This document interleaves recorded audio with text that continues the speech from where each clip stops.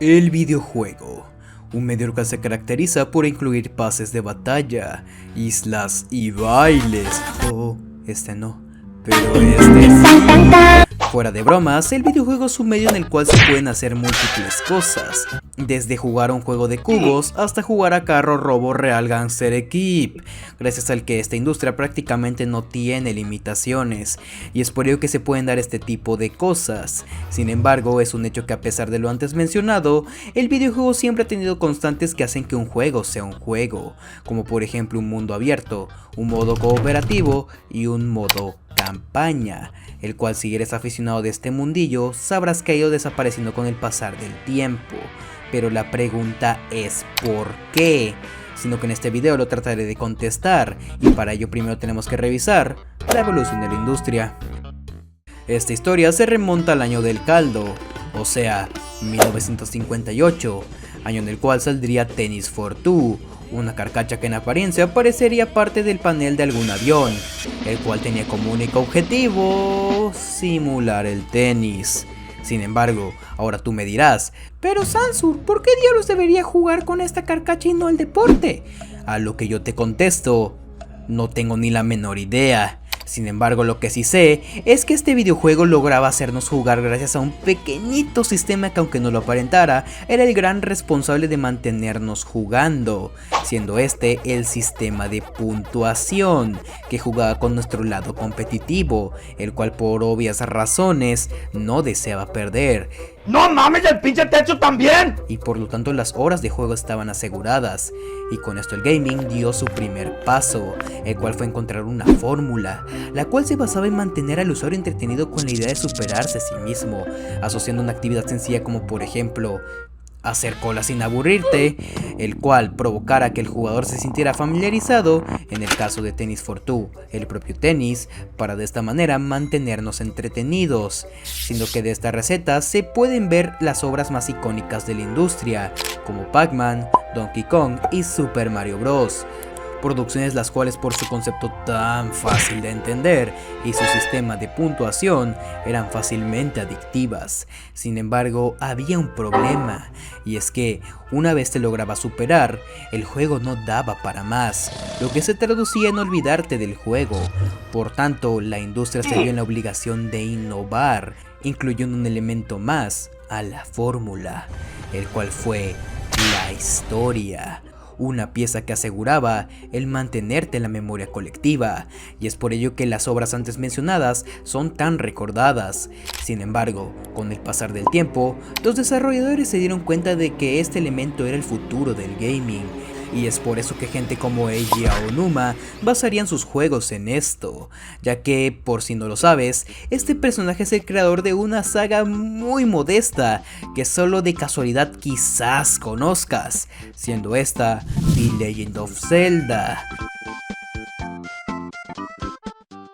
Una saga que en sus comienzos parecía común y corriente, con un primer título que seguía las corrientes de la época, es decir, ser un juego de aventuras sin más. No obstante, la decisión que se tenía en relación a demás títulos era que este contenía de manera revolucionaria una historia más elaborada, o en otras palabras, un modo campaña, el cual tuvo un impacto tan grande que prácticamente se consolidó como uno de los elementos indispensables en la industria que perduraría hasta el día de hoy. Sin embargo, como es lógico, la innovación en cualquier medio es indispensable, y es por ello que con el paso del tiempo, la forma de contar historias ha evolucionado junto al gaming, yendo de la mano con las etapas de este. Es por ello que la fórmula antes mencionada tuvo que adaptarse, trayendo como resultado el descarte casi absoluto del obsoleto sistema de puntuación, para dar paso al modo campaña y la jugabilidad como el principal estándar, viéndose reflejado en algunos de los referentes de la era 2D, como Final Fantasy y Metroid, juegos que a pesar de sus limitaciones lograban contar una historia más compleja que el promedio, la cual además se acoplaba a su jugabilidad, lo que propició el que este par llegara a hacer grandes aportaciones al modo campaña, como el diseño de niveles, el contar con una historia no lineal y sobre todo tener un mundo rico y detallado. Estas aportaciones sirvieron como ejemplo para posteriores títulos, los cuales, al igual que los antes mencionados, adaptarían su historia en base a su gameplay y su formato. Tras la llegada del 3D, los videojuegos tuvieron que encontrar maneras de aprovechar el avance para contar más y mejores historias. Algunos de los grandes referentes de estos fueron Doom, Wolfenstein y el más importante de todos, Half-Life. Un juego que mejoraba las aportaciones de Metroid y Final Fantasy gracias a su mundo 3D, el cual se prestaba para agregar detalles significativos en el ambiente, los cuales contribuían a la inmersión y hacían a su historia más creíble, siendo que este título tuvo un impacto tan grande que obligó a la industria a reinventarse una vez más, agregando un elemento extra a la receta antes mencionada, siendo este el modo online.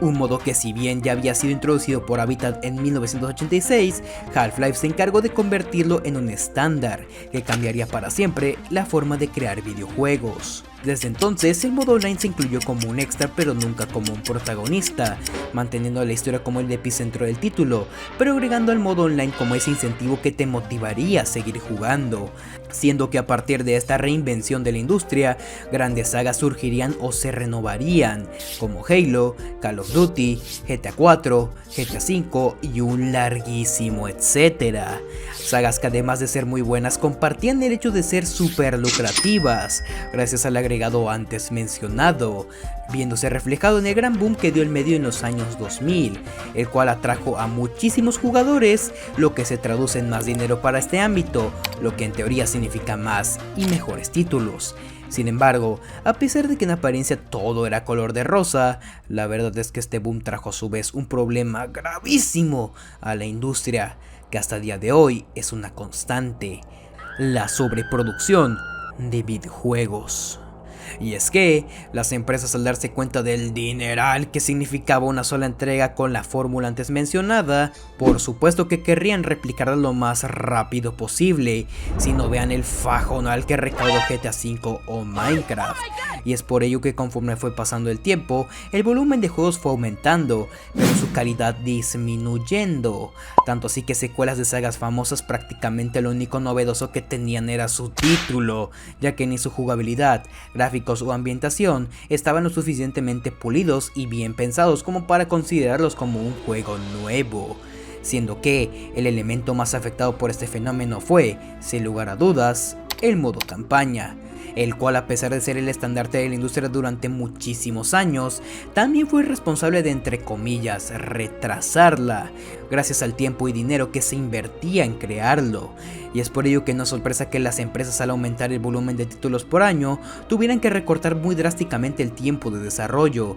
lo que por obvias razones propició la creación de juegos basura, los cuales en su mayoría contarían con una historia precaria, y sorprendentemente esto sin importarles el afectar a sagas conocidas por su calidad, tales como Call of Duty, Assassin's Creed o hasta inclusive sagas como Halo o GTA, siendo que, a pesar de sus carencias, estas sagas lograban triunfar y ser sumamente rentables, gracias al que, inesperadamente, lo único bueno que tenían era su modo online, el cual a su vez era el responsable de diluir cualquier tipo de queja hacia el videojuego, ya que, después de haber jugado la campaña y salir decepcionado por el desperdicio de mecánicas en este, tenías un premio de consolación, en el cual todas las deficiencias del juego eran tapadas, por lo que el online, sorprendentemente, pasó de ser un elemento extra el cual era sumamente opcional y siempre era el segundo en el modo campaña, a convertirse en el responsable del que recordarás el título con cariño a pesar de ser un timo.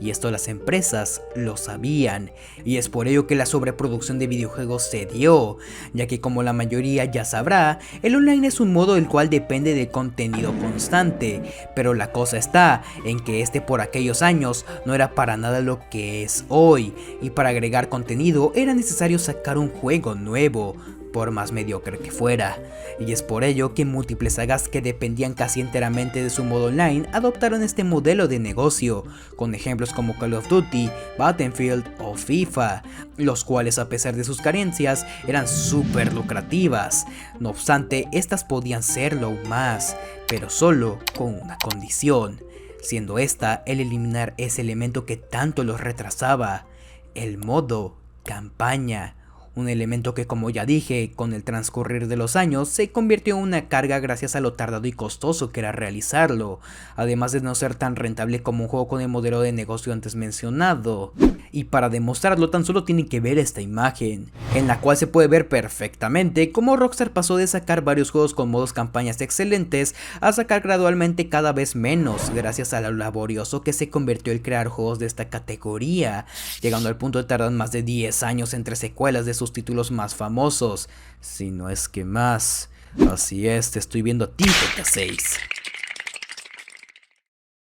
Y es por ello que para nadie es sorpresa que la industria le encontró una nueva manera de lucrar haciendo un esfuerzo menor y obtener los mismos o mayores beneficios que de la manera convencional. Seguiría esa línea, ya que creo que no hace falta mencionarlo, puesto que ya lo dejo claro en todo el video, pero para los más despistados, lo diré. El gaming, como toda industria, es un negocio. Por lo tanto, los encargados de llevar este medio siempre velarán a favor de obtener el mayor beneficio económico posible, y es por ello que tras la consolidación del modo online como el principal estándar, la industria dejaría de lado cualquier otra forma de crear videojuegos, enfocándose en expandir el modo online, trayendo más y de vez en cuando mejores títulos online, los cuales además de tener una jugabilidad enganchante, eran gratis. Sí, como escuchaste, gratis. Por más descabellado que sonase por aquella época, ya que, como no es sorpresa, las empresas encontraron una manera de sostener sus juegos sin cobrar la entrada,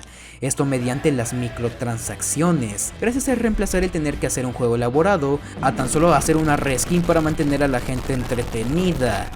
Y si a eso le sumamos la llegada de los videojuegos a los móviles con este modelo de negocio, al ataúd ya no le pondrían clavos, sino directamente cemento. Y pese a que es muy fácil señalar al modo online y culparlo de todo, lo cierto es que, como ya dije, la industria es un negocio, y por ello esta siempre se ha dedicado a encontrar nuevas maneras de monetizar utilizando pequeñas estrategias que te motiven a gastar dinero en ella, como por ejemplo el sistema de puntuación, que provocaba el que pusieras una y otra vez tus 2 céntimos, el modo campaña, que te orillaba a comprar la secuela de un título para averiguar qué sucedía después, y el modo online, que te permitía experimentar el máximo esplendor del título en cuestión. Sin embargo, la cosa estaba en qué sucedía cuando alguna de estas estrategias dejaba de ser rentable. Y es aquí donde entra el hecho del por qué cada uno de estos elementos pasaban a ser reemplazados por un ingrediente nuevo, modificando así la fórmula que llevo mencionándoles durante todo el video, por lo que realmente, si prestas atención, te habrás dado cuenta del que la muerte del modo campaña, como la del sistema de puntuación y demás recursos, no es más que el resultado de la ambición y evolución de la industria, una de la cual no para de evolucionar y no dudará en descartar todo aquello que ya no le sirva. Por lo que ahora sí, después de un mes, sin nada más que decir, yo me despido y nos estaremos viendo en un próximo video. Bye.